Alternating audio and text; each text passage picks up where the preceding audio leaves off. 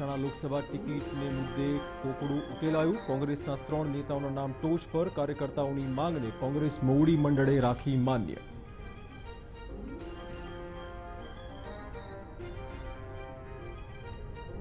ગાંધીનગરથી અમિત શાહ મેદાને ઉતરતા કોંગ્રેસ અવઢવમાં।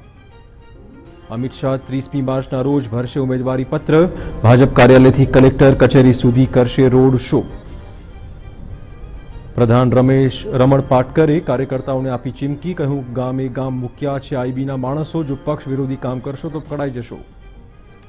જૂનાગઢ અને રાજકોટ જિલ્લા પંચાયતમાં ભંગાણ। રાજકોટમાં 12 સભ્યો, જૂનાગઢમાં અનેક કોંગ્રેસી સભ્યો જોડાઈ શકે છે ભાજપમાં।